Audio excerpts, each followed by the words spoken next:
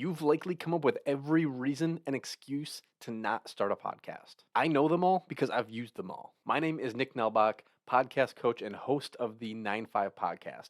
And today we are going to be tackling 3 myths around podcasting that are likely holding you back from starting. By the end of this video, there should be no excuse for you to not start a podcast this year. But hey, before we dive into those myths, make sure if you haven't already, hit that subscribe button. Click the little notification bell. That way you get notified whenever I come out with a new video. All right, you ready? Let's go. Okay, so the first huge myth around podcasting is that it costs too much. It will either cost too much money or it's going to be too much time to actually produce this thing. I was in the exact same boat because I thought that I needed all of the fanciest gear, equipment, software, all of that stuff. And if I didn't have that, I couldn't start a podcast. After podcasting for several years at this point and helping other people launch a podcast, I know that you can literally launch a podcast with just your phone. That's right. If you wanted to, you could literally run a podcast with this thing right here. Okay, so money isn't an issue. But what about time? Time is definitely a problem here because you're going to have to record the podcast. If you're going to have guests, you got to find guests for the podcast. And then if you want it to sound good, you're going to have to edit and then promote the podcast. That can be very time intensive. When I first started the podcast, my episodes were running about 50 to 60 minutes of recording time. But when I would do my editing, the editing would take me close to 8 hours. I don't know about you, but I don't have time for that. As I continued to produce and create new episodes, I found little tricks and shortcuts and ways to automate parts of the editing process that I used to do manually and would take me hours. If you're interested in learning how to edit your podcast, or maybe you're just looking for tips to make the process go a little bit quicker, let me know in the comments below that you're interested and I'll just have to make a video about it. So in addition to finding ways to help speed up the actual editing process, through experience of editing and creating the podcast, I found out things that I didn't really care about anymore. Things that were holding me back that I was having to spend a lot of time on to edit out.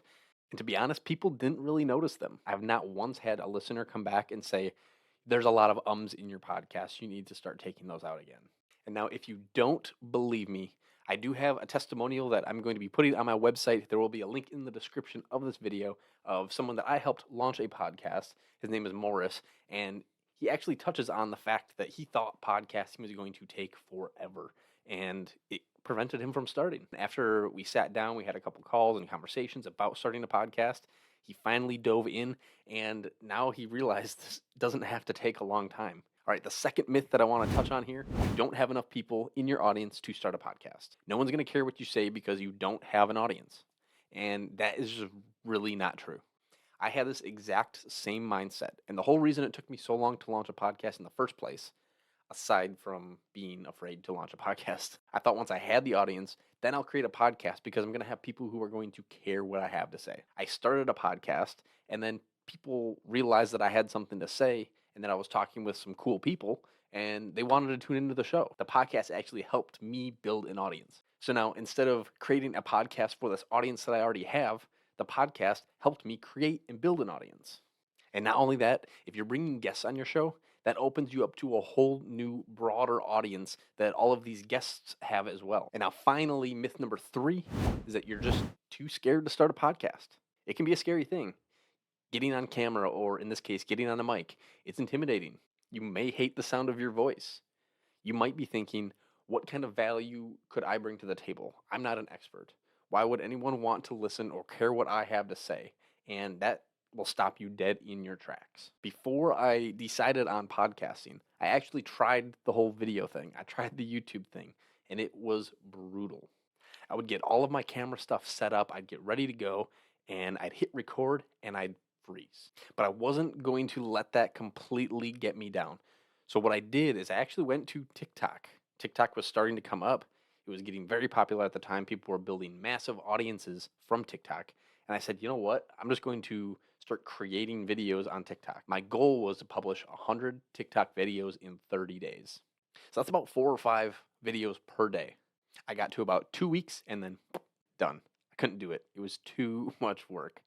But what it did give me was a lot more confidence to actually show up on camera and be willing to just talk. So now with the idea of the podcast coming back around, I still was a little intimidated by the idea of me just talking and doing that for 45 minutes, 50 minutes at a time. So instead, I decided to bring on guests. So now it's me being able to lean on this conversation and have a little bit more of a back and forth movement to everything and not be so tensed up and worried about what I'm saying, how I'm saying it, and what people are thinking about me saying it. Which leads me to my final point of this video. If you're one of those people that think, I don't have anything to say, I'm not an expert, why would anyone believe me? Podcasting can still be a thing for you. When I started the 9 5 podcast, I was not an expert. What I could do, though, is bring experts on the show, and I could curate this list of people that have accomplished so much. They're highly successful, and they are considered experts. Now, by association, me bringing these experts on and finding them, people start to consider me as somewhat of an expert as well. And that is exactly what I did with my show. You don't always have to be the person that knows everything. Sometimes it's okay to be the person who knows somebody. So if you feel like any of these examples that I've been giving today was speaking directly to you, you feel like podcasting could be something that can benefit your business and benefit your coaching program, but there's just certain things that are holding you back to this point.